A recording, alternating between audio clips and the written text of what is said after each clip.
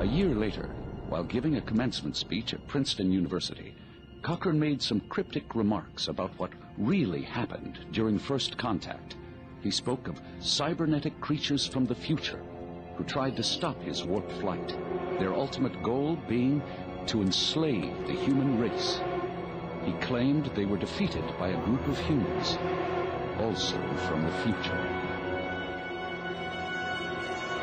No one took him seriously. A few years later, he recanted the whole thing. We now know that Dr. Cochrane's statements were not the imaginative rantings of an eccentric. We now know that the cybernetic creatures he spoke of were quite real and were members of perhaps the most patently malevolent and relentless force in the galaxy, the Borg. In the words of Jean-Luc Picard, in their collective state, the Borg are utterly without mercy, driven by one will alone, the will to conquer. They are beyond redemption, beyond reason. And then there's Captain Amosov of the Endeavour.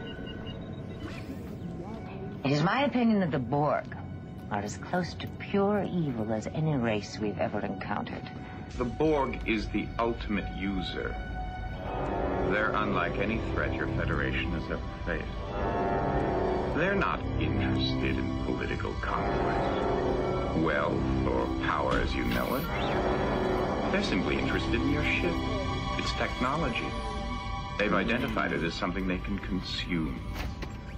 The outer colonies were the first to fall. 23 in a matter of hours.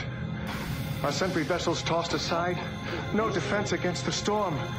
And by the time they had surrounded our star system, hundreds of cubes.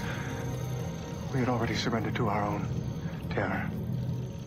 They invade our space. We fall back. They assimilate entire worlds. And we fall back. Not again. The line must be drawn here. This far, no farther. I will make them pay for what they've done. The Borg are a massive organization of beings abducted from other species, each genetically and cybernetically altered to serve the collective at large as drones. Being wholly robbed of any sense of individuality, the billions, perhaps trillions of Borg drones operate as a hive mind. All thoughts are only those of the collective. The society is analogous to an insect colony with a queen at the apex of the hierarchy. The Borg have spread their influence into all four quadrants of the Milky Way and beyond, into nearby galactic clusters and even trans-dimensional realms in their pursuit of new technologies and resources, often destroying entire civilizations in their wake. They apparently originated in the Delta Quadrant thousands of years ago, but exactly how the Borg came to be and why they started their imperialistic mission of assimilation and their quest for perfection is a complete mystery. We wish to improve ourselves. We will add your biological and technological distinctiveness to our own. Your culture will adapt to service ours. The Borg never create. They only assimilate. When a vessel or planet catches the Borg's attention, they will sweep it with their sensors, then transport drones over to investigate the technology up close. If they deem the vessel and its occupants worthy of assimilation, they will announce, "We are the Borg. You will be assimilated. Resistance is futile." They will then acquire the vessel by force and transform the occupants into drones, turning their bodies and minds entirely over to the collective and its purposes.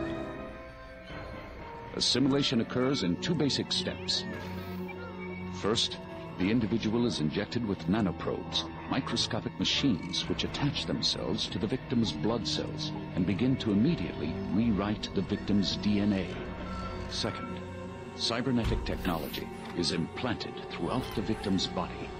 This technology includes a neurotransceiver in the upper spinal column, which links every drone to the collective, and a neuroprocessor placed just below the rib cage to store all information and instructions received from the collective. Other standard surgical modifications include the replacement of one forearm with a functional prosthetic and one eye with a holographic imaging system. Once fully absorbed, The drone is supported by the technology. It no longer needs to eat, though it requires regular infusions of power, and it can function in environments normally harmful to organic life forms, such as the vacuum of space. The new Borg drone is then assigned a position in the hierarchy of the collective, and given a designation reflecting that position. 2 of 9, primary adjunct of Unimatrix 01. 3 of 9, auxiliary processor of Unimatrix 01. 4 of 9, secondary adjunct of Unimatrix 01. Borg vessels come in a small variety of geometrically symmetrical designs, embodying their monolithic mentality and their philosophy of perfection. The most common form is the Cube. The Borg Cube is the standard patrol vessel used by the collective to seek out new species and new technologies and assimilate them when desired. Typically occupied by tens of thousands of drones, this vessel has a highly decentralized design with no specific bridge, engineering, or living areas. The ship can analyze an opponent's weapon systems and adapt defenses within seconds, and it is capable of repairing major damage, including direct phaser hits, almost immediately. The second most common form of Borg ship is the sphere. Typically smaller than a cube and often with a specialized function such as reconnaissance, the sphere generally holds a small contingent of drones. The most highly specialized Borg ship is the one that holds the so-called lair of the Borg Queen. The Borg Queen vessel is also symmetrical in form, with a diamond shape that houses a spherical inner chamber. Normally docked within the enormous complex known as Unimatrix 1, this ship provides the Queen with a heavily shielded base from where she can choreograph the actions and thoughts of the entire collective. The Borg Queen herself is an enigma, the central locus of the collective. She brings order to the legions of voices within the hive mind, providing a common direction, and often speaks for the collective when such form of communication is deemed efficient. But she is a paradox. Who are you? I am the Borg. That is a contradiction. The Borg have a collective consciousness. There are no individuals.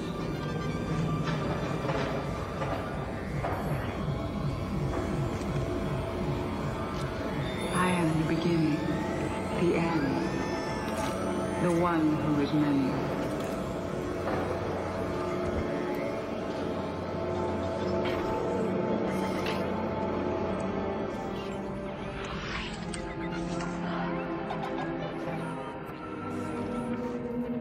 I am the Borg. The first officially documented Federation encounter with the Borg came in 2365, when the USS Enterprise D was hurled 7,000 light-years across the galaxy by the entity known as Cube, into the path of the Cube. It was this encounter that established the Borg as a real and imminent threat. Starfleet immediately started planning a defense. The matter was made more urgent by evidence that the Borg had already violated Federation space and destroyed outposts along the Romulan neutral zone. Strategic simulation exercises were conducted, and a new class of heavily armed starship began development. But the preparations would prove too little, too late. Dwarf, dispatch a subspace message to Admiral Hansen. We have engaged the Borg. The Federation's worst fears came true just over a year later, when a Borg Cube invaded Federation space on a direct course towards Sector 001. Earth. That incursion led to the historic Battle of Wolf 359, one of the bloodiest conflicts in Starfleet history. An armada of 40 starships was annihilated by a single Borg Cube. Nearly 11,000 personnel lost.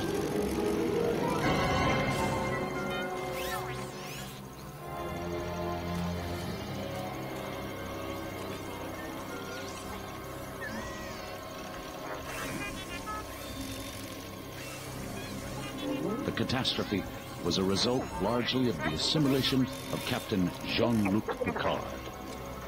I am Locutus of Borg. Your life, as it has been, is over. From this time forward, You will service us. Fortunately, Picard's crew managed to recapture him and find a way to use his link to the Borg Collective to trigger a self-destruct command on the Cube.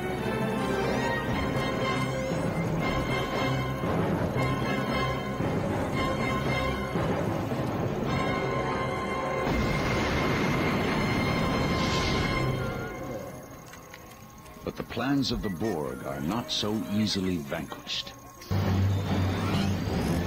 6 years after Wolf 359, the Borg regrouped and launched a second offensive to assimilate Earth, but this time with a more subversive strategy. This is Captain Picard of the Enterprise. I'm taking command of the fleet. Target all of your weapons onto the following coordinates. Thanks to Jean-Luc Picard's experience with the Borg, the attacking cube was quickly extinguished by the Starfleet Armada. However, it managed to release a probe that sent itself into a temporal vortex aimed at the year 2063. Its mission? Destroy the Phoenix before Zefram Cochrane achieves his first warp flight. Prevent first contact with the Vulcans and the eventual formation of the Federation. Leave humanity vulnerable to assimilation by disempowering it in the past. Luckily, the Enterprise E followed the sphere in its temporal wake and foiled the Borg's plan, while helping Dr. Cochrane recover from the attack and launch the Phoenix at the right moment to preserve history.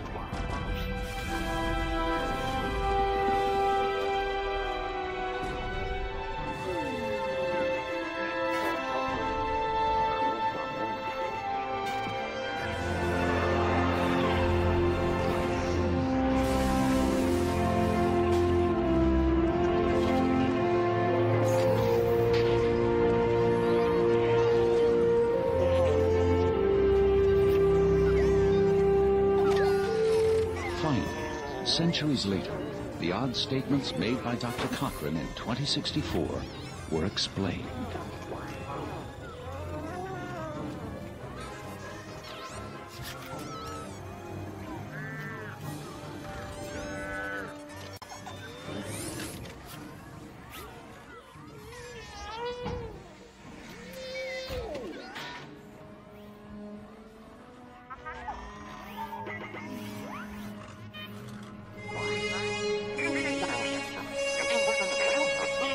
Humanity's dealings with the Borg were not confined to our own corner of the galaxy.